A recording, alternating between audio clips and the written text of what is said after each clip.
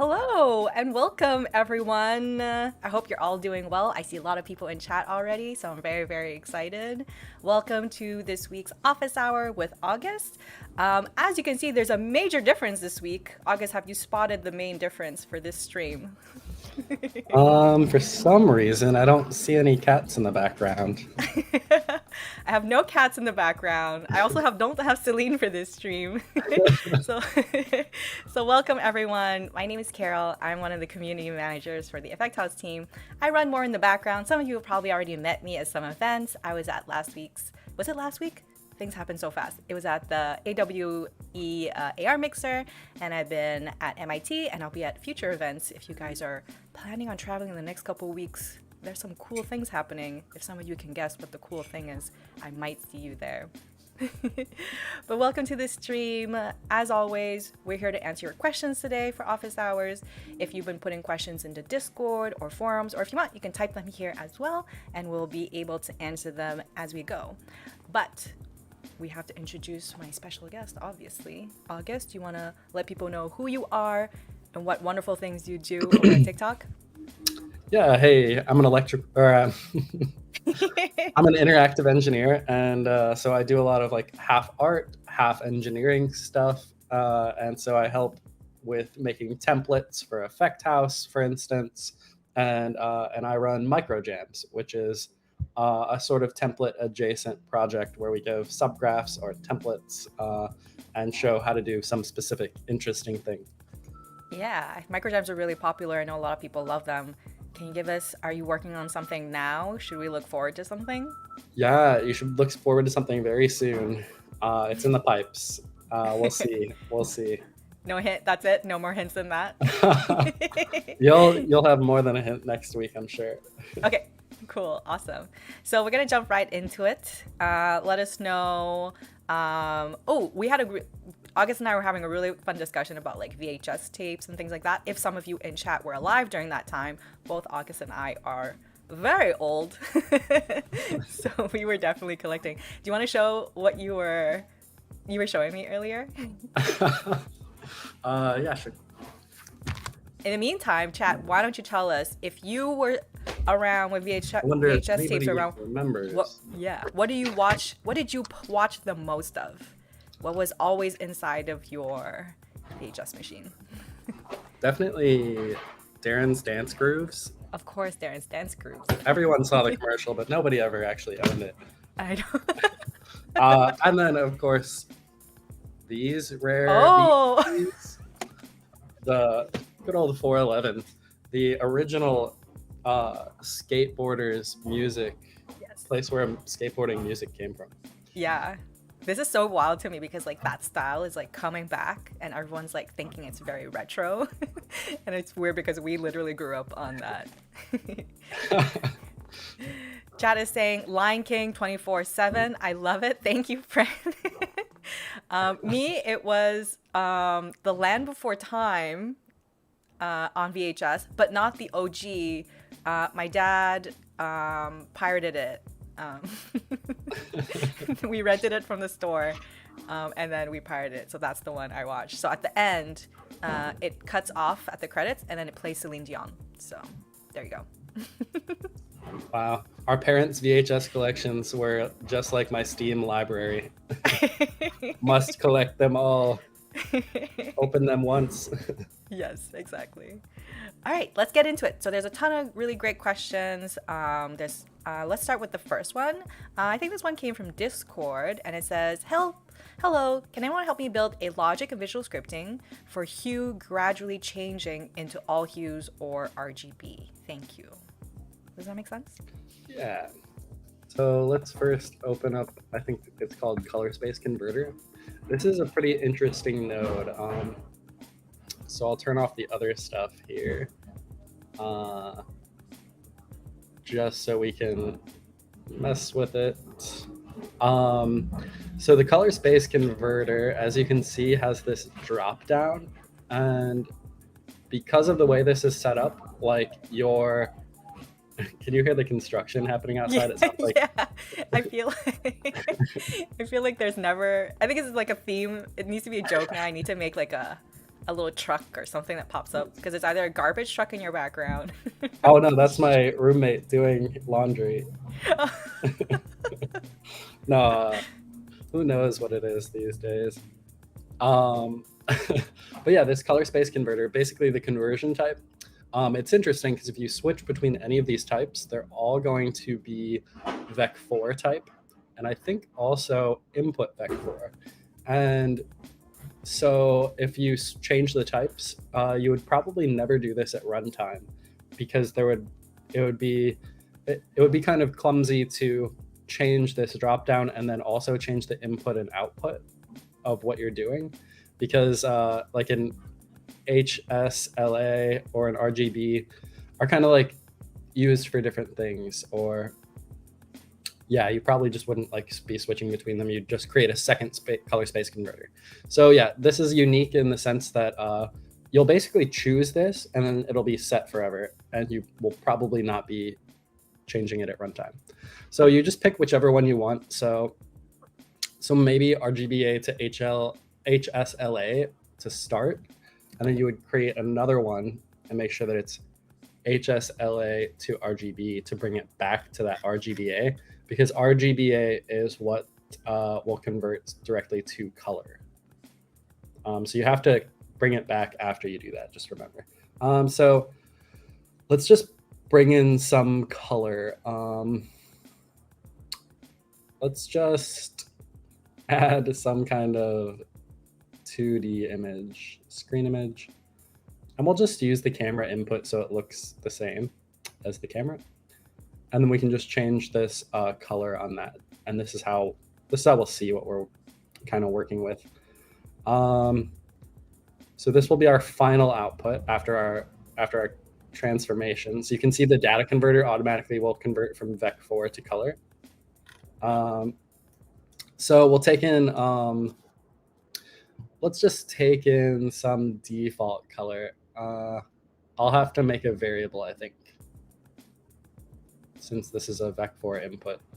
Color. And then the way to edit this would be, we'll just get, and then make sure it's selected somewhere, and then you open up this little eye. This is kind of new in 2.5. So if you're having trouble with your variables, it's kind of understandable. They've moved over to this like more compact setup. So just make sure that you're aware of this. My items is now where your variables and your subgraph variables will be, and also your subgraphs. So this is a new thing. Might be a little hard to find if you were just totally unaware that it moved. And then this eye icon is where you'll edit things like a variable's settings. Okay, so we're gonna change this to, well, we'll change it to color, and we'll just let the data converter convert for us. So if we pull this in, we can, actually the data converter is probably good enough. Because we can just color pick here. This is mainly what I want to do. So let's say we have full red. And then we output to this other format. Let's see. We'll just put this to a split. So now we have this red color converted to HSLA, and we want to change the H. So that H is going to be stored in the first variable here. Now, we could just as an oh no, that wouldn't be good. Let's just add a number to it, just as an example. I'm trying to think of what would be the best example to visualize. So let's just add 0.25 or something, or we can half hue shift it. That'll be 5. And then we'll combine to bring it back into the other space converter. And this will bring it back into our actual used RGB. We just plug in the Y, Z, and W values because we don't want them to change from what we output before. So just feeding these back into it. Maybe put this here to make it more readable. And then we output this back into the input color, and it's converting back to RGBA. So you can see this this blue value. So because we added 0.5 in the hue, it's going to shift it right about to, where is it, like there-ish. So that's pretty much right in the center. So that's shifting at 50%. If you want to make sure that you never, oh, and we can also connect update here if we want to see this hue shift happening. You could do something with shaders to maybe be more interesting than just like a full screen tint like this. But whatever I select here, it's always going to select the hue shifted offset. One thing, you probably want to make sure that it doesn't go past that final red, because then it'll just always stay red because it doesn't know it has to loop back around. So if you want to make it loop, one thing to do is mod. So mod just says once it goes over this B slot number, it'll basically loop on that number. It'll always take the remainder after it divides by that number. So if we do this, then it'll always loop back around. So you can see now it's about shifted after it loops back to this green. So that's how you do a hue shift of any incoming color. And then if you wanted to hue shift in like a shader, that would be probably a much more complex thing. Okay, cool. We can talk about shaders. We probably could spend a whole office hours on shaders. I'm sure you would. That would be your jam. Potentially, depending on what we're doing. They get pretty crazy, but there's so much you can do with them. Yeah, we should do that. Like an inspiration, get people to like get the creative juices cooking sometime, because sometimes we release things and it's like the like extent of what you can do is not really like available to people. So I think that would be kind of a fun concept. Thank you for the question, and thank you for answering, August. The next one we have is from Adi Satrio. I'm not sure you can answer this one. But I'd like to ask about the material editor texture sampler. How to sample the result of a texture sampler. Did we already answer this one at some point? I'm not sure. Not sure. So I guess I can show it real quick. For those of you who have dove into Material Graph, Material Editor, a lot, this is probably one of the straightforward things by now, hopefully. But if you're new to Material Graph, I'll just walk through the whole thing. And whole thing, I just mean like a couple minutes, not like a long class or anything. But so your texture coordinate is going to be the current position on the screen. So basically, this whole visual scripting graph is essentially like a shader, which means that it's going to run this code once for every pixel on the screen that's rendering. And it'll do it really, really fast. It's going to do all of the pixels every frame. But because of that, you have this texture coordinate. It's going to be like a 0 to 1 value for X and Y on the screen. And it's basically going to say, UV1 and UV, okay. Texture chord, wait, did I mean screen chord? Yeah, screen chord is what I meant. So screen chord, so this will give you the X and Ys for all of the screen pixels. And if you just want to see how it looks, this node will take in this UV coordinate and sample that texture at that UV coordinate and output what color that pixel should be. So if you just connect it like this and you're just sampling what color pixel is the texture at that point on the screen, and if you just input like the camera texture, for instance, whatever you're already seeing, then it's going to basically look identical. I'll just put up a 3D plane. This is the most common way people, I think, render materials. Where did I? Okay, yeah, I want to turn this off. So we have this plane. I'll stretch it out a little bit, but not cover the whole screen. And then we'll add our new material that we just created that uses this simple shader. And it should just be invisible because we're doing that. But I don't know. Let's just do something very simple. It doesn't really do much. Oops. Okay, so let's add our output. Let's add like just a tiny bit of red. And this is a way, this probably isn't the best way. Let's see how it turns out. This would just be adding a little bit of red to that color. And now you can see that square where I have the plane. So it's basically sampling the screen at all of our locations across this whole plane and reading in the texture. And then it's adding this tiny amount of color. And then you're seeing the final result in this square. So if we go all the way red, it'll probably just look super red.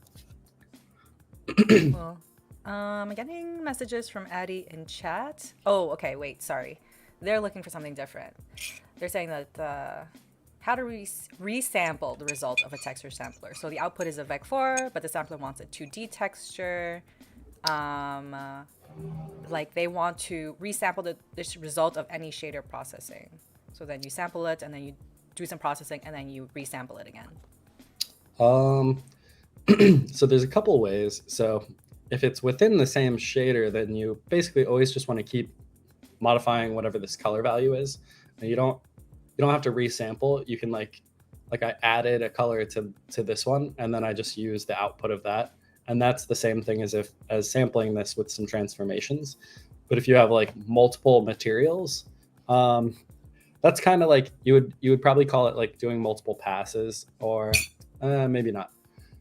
But if you can condense them into one material, that would be probably a lot more efficient, because this is one of the more expensive parts of the visual scripting, is sampling a texture. So the less samples that you can do, a lot of times the faster it'll run. But if you do have another material, to like multiple materials, and you're trying to sample back in, one thing you'll probably want to do is maybe have multiple cameras and have them use render textures. So say we duplicate this whole node. The first camera here could just go to a render texture. And then we could use that render texture in our other material. So duplicate this material. This new plane is using the second material. And then when we're editing this second material, you can see it's selected in this top left corner of the visual scripting. Instead of sampling camera texture, we would sample our render texture. And it's possible that there might be a better way, especially since render textures, at least currently, flip upside down like this. That's not ideal, and because you're using screen coordinates, you can't just rotate the plane, because here, I'll show you. If we rotate the plane, it's still getting every pixel on the screen by coordinates. It's not going to rotate what you're sampling. So you'd have to, this might be a good trick for anybody using Material Graph and pretty new to it. Let's just say subtract, split. We'll split the screen coordinates, and this is the way to flip the Y if you ever have to.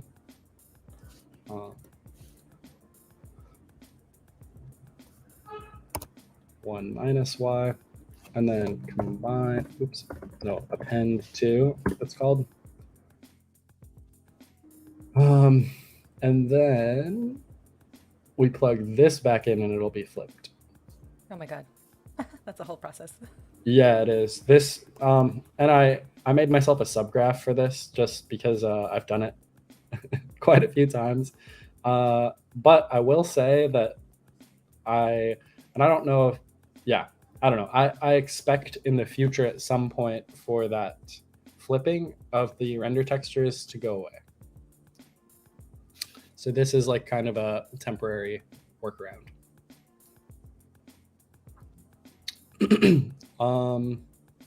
Yeah, so maybe that. Here we can add a different color to this so you can also see this weird difference. Oh yeah, so combining cyan and red is just going to make white, I guess.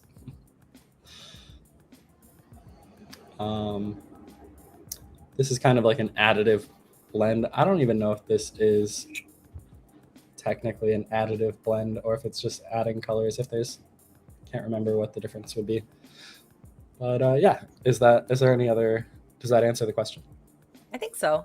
If Addie, if you have, sounds like you have a lot more questions and follow up, so maybe you can put it in the forum and like give a concept of what you were really looking for. We can try and help you there. But thank you for the question and thanks, August. There's a couple questions. Ooh, this one is kind of cool from Haley Catpaws.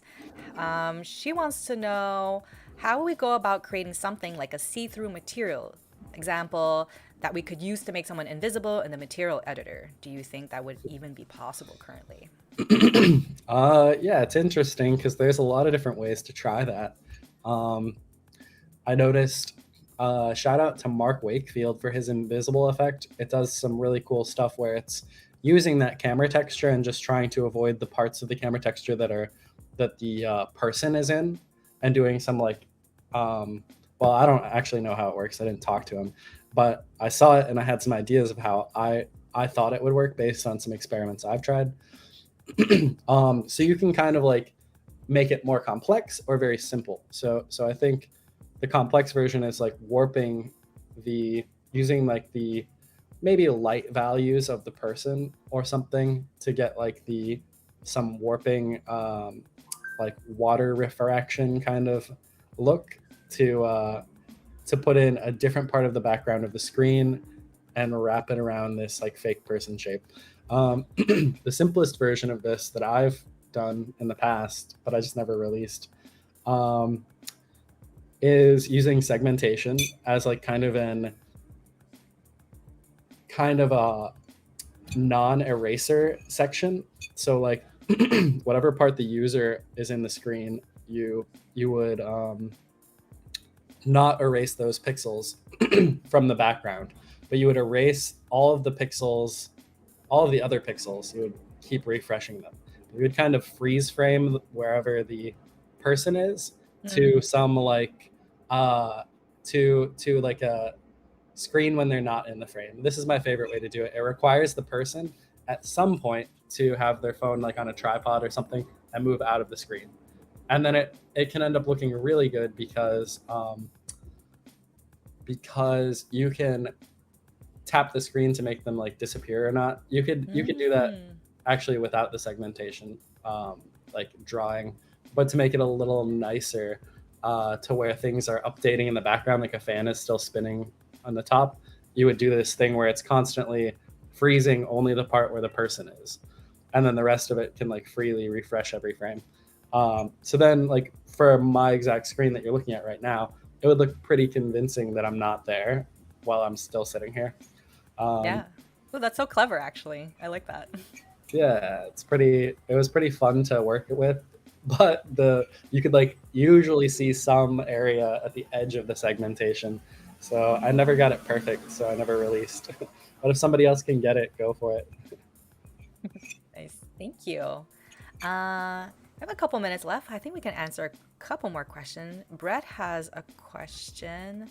Brett Whitaker, from also known as Canadian Cowboy or Cowboy Canadian. Is there a limit on how many nodes you can have inside an effect house project? Um, there's no, as far as I know, there's no limit. I've seen some crazy numbers, and I Show me think your project with the most nodes, August. um, it might be a micro jam, to be honest. Actually, Yeah. no, I don't think that's true at all. Actually, uh, but yeah, it just matters how many are on the screen. So if you had 1,000 nodes on the screen at the same time, I think your project might run kind of slow, just because it's rendering your entire effect, and then it's also rendering all of these nodes, all of the names of all of the pieces, all of these like lines connecting them. It's kind of like a lot to render. So if you ever are worried about like, oh, do I have too many nodes, just like do whatever you can to tuck the relevant pieces into subgraphs, and this like yeah, it just makes it run faster than if you're looking at all the nodes directly. Okay, cool. Thank you. A little bit of a quality of life situation for you Just keep everything nice and clean. Have you ever seen that? Like a lot of other people who are like really into visual scripting, such as you're also a Unity developer. I know that, so you make games, but it can get pretty wild. Are you very Yeah, good yeah. at organizing your nodes? Oh yeah, like anytime I make a template or a microjam, the easy part is getting it fully done and working. The hard part is refactoring Going everything back. so that it's like readable, not just to me but to other people. Yeah. Yeah, that takes a lot of time. Yeah. Yeah, I think it's funny because like people are always like, "Oh, visual scripting is gonna make programming so much easier because everything is like more visual." But if you didn't plan ahead of time, that's gonna look like a crazy map that you will never be able to unwind. It literally looks like spaghetti. So yeah. Totally, totally. Um, one more question. One more question. All right. From Haley again. Are there any ways to optimize your project speed in the scripting panel, even if you have it divided into a ton of subgraphs? So another quality of life question. um, if you have a ton of subgraphs, put it in another subgraph. Like, So I find mine getting slow even when I have subgraphs inside of subgraphs inside of subgraphs. It's yeah, just there more of a might be. performance issue. Yeah, there might be something else going on in that case. At that point, I would highly suggest, and also at any point, I would highly suggest doing the preview in TikTok and just testing on mobile. Um, and if you, yeah, I think if it runs, if your only phone that you have is like the newest iPhone, then there's a chance that it will run fine no matter what. But if you really want to see like how it'll do on like a wide variety of other users' phones, I would suggest getting like a older Android, older iPhone, and test on something like older. Um, but yeah, just test on mobile first because that's all that really matters. Um, if it's running slow in Effect House but it's running fast on mobile, that's like a different problem, but not as bad of a problem as if your effect is just running slow everywhere. If your effect is running slow everywhere, I think you would have the case where you would want to like go through and follow the lines, the events, and see like where something might be doing way too much. And I can show you what I mean by that if you're interested. Yeah, let's take I'll a just look. discard this. Let's open up the one-person quiz, just because this one's fresh on my mind. Conveniently, yeah. Who made that one? I don't know. I actually walked in on a guy who was finishing it up, and I took it from him and put my face on it. So this one, to somebody who's new at visual scripting, this might look chaotic, just because this is like an advanced template, so there's a lot of different pieces.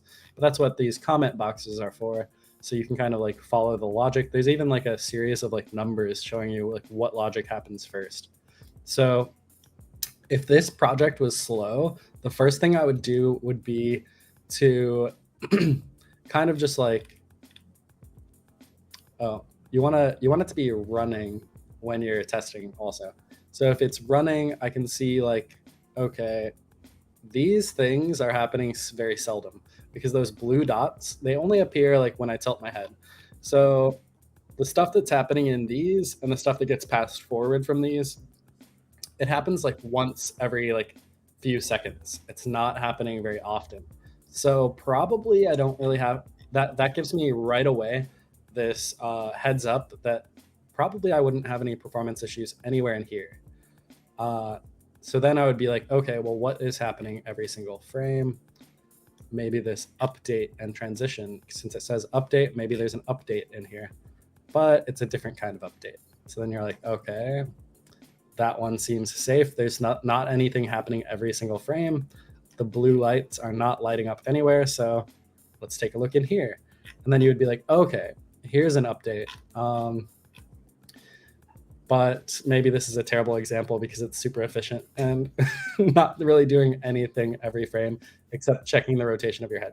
But yeah, you would go into here and then you'd be like, okay, so update.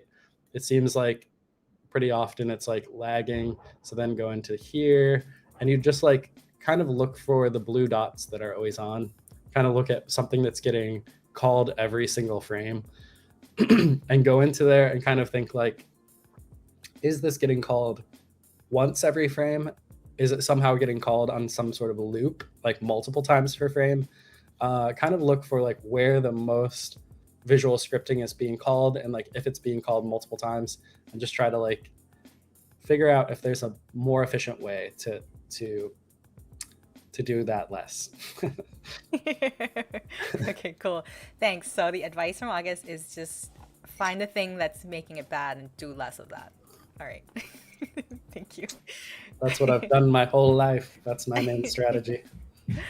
Oh, I've seen this one pretty often. I don't know if we're a little bit over, but can you answer this one? I think because I've seen Sure. it pretty often.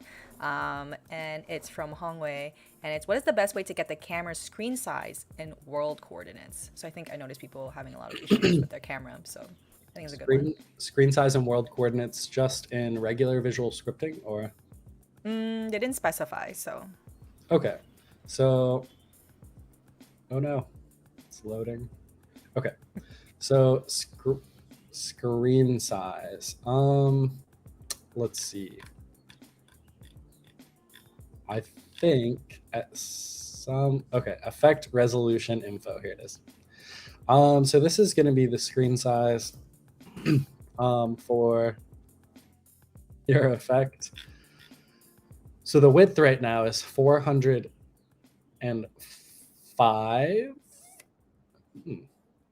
for the Google Pixel 5. That seems very low, right? Okay. Pixel 5 should be full HD, so the width should be like 720. But this might be because I have the screen shrunken down. I don't know if that affects it. Yeah, interesting. So I'm not sure how. Yeah, this doesn't look like 400 pixel resolution, does it? Maybe it does. Who knows? But this might change on mobile. So I would be curious to like use the scoreboard microjam to just like draw this, whatever this number is, out on mobile and see if it's the same. But this would be how you would do it in visual scripting. This is like the reference where you get that information. And then it's much more important for materials because, custom material. Because when you're writing like a shader, you're actually, there's not a canvas in the background making sure your assets fit different screen shapes. You're getting like a lot of raw info. So screen size. So I've used this one in my ASCII effects. If you haven't seen that, maybe I'll show that in a second if you want to see. But this screen size, this is much more useful than the visual scripting one because this is going to be like, well, let's see, is there a peak? Oh no, I forgot. I always forget this, and I'm sure other people will too. But since this is like rendering for every pixel on the screen, you're not going to see any values. Like you can plug this number into, let's just go to math. Where is it? Okay, we'll just plug it into absolute. So it's always basically going to be 0. And that's because you can't just pick one pixel to show you the values that will happen when that one pixel's shader runs. And this isn't an effect house thing. This is a shader thing across the entire world of shaders. There's just no way to see the value for every pixel, and it would be crazy to like store all those values. So you kind of just have to figure out some other methods of debugging and stuff. But yeah, I'll give you an example with my ASCII shader.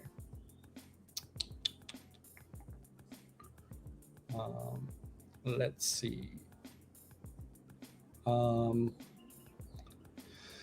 So let's see ASCII. I think it's this one. Okay, I think I have to also upgrade it. ASCII 2.5.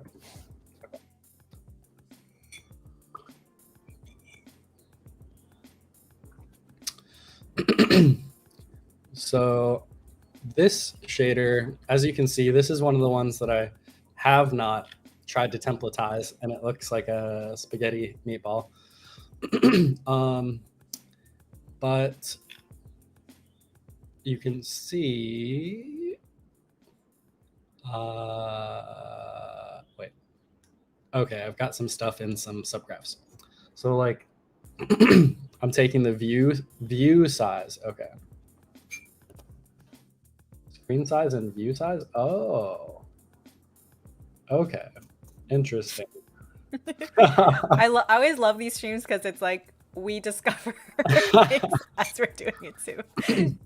The funny thing is, you can get the aspect ratio of the screen from either one, but I think view size must be like the view size of the camera, like if you take a look at the camera's viewport, I'm guessing maybe it's from there. But yeah, I didn't realize that I didn't use screen size.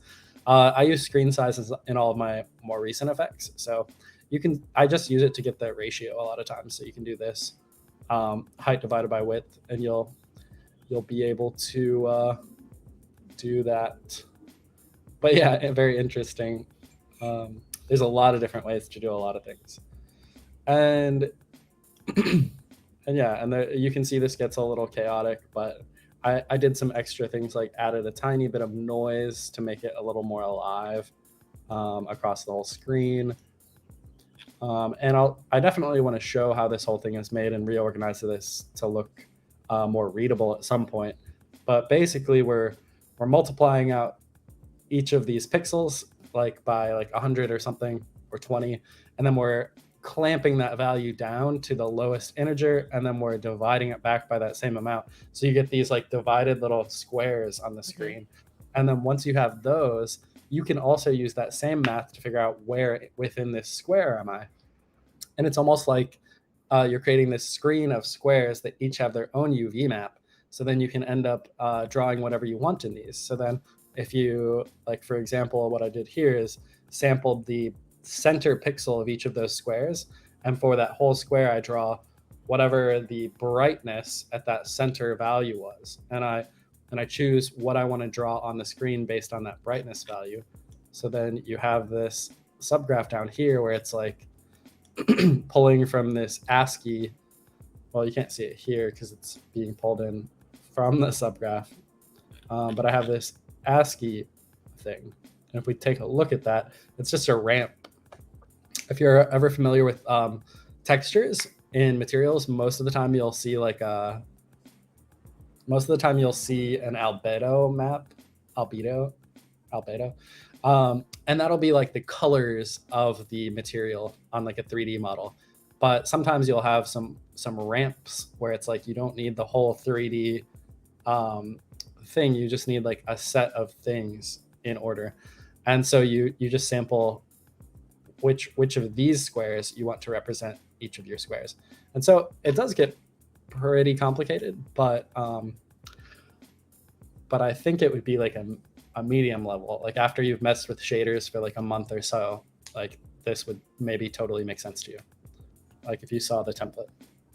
Nice. Thank you so much. And yes, Reem, it does fit the Mission Impossible effect, which for those who don't know, the challenge is going on now. We have 2 challenges, the Peridot challenge and the Mission Impossible effect challenge. What kind of Mission Impossible effect would you guys create? You must have grown up watching Mission Impossible, right? A little bit. What? I know them. You're not into Tom Cruise hanging off the ceiling and the betrayals and I love the betrayals. I always love a good betrayal. Good betrayal. We don't get enough of them nowadays. Somebody make an effect about how your spy cohorts would betray you for the Mission Impossible one. I would like that effect. Cool. Thank you so much. Thank you for all your questions. If you have more, please put them in the forum. Or if you want, you can show up to tomorrow's stream. That's one with Mingus and Vanessa. It's happening at, I believe, I want to say 5 p.m. PST. For those of you who don't want to stay up late and check this out, but I've noticed a lot of you also check out the evening one because you want to check it out after work. So definitely come there. And then on Thursday, we have a full day stream, half a day marathon stream. That's going to be very special to reveal all the good things that are coming out on Effects, one of our biggest releases. And I think like full rollout is happening, I want to say today, but I'm not going to make any promises in case I get my breath slapped for that. But most of you will probably get it anytime soon now. But thank you so much for coming by. There were too many questions, I would say. I really feel bad and I wish we could go through them. I need to like document them, August, and then we just like rapid fire. It can be like a challenge if we can answer 15 questions in this hour. Yeah. We can have a counter and then I'll throw you a jelly bean every time that you answer a question. Amazing. I love jelly beans. Nice. Favorite flavor?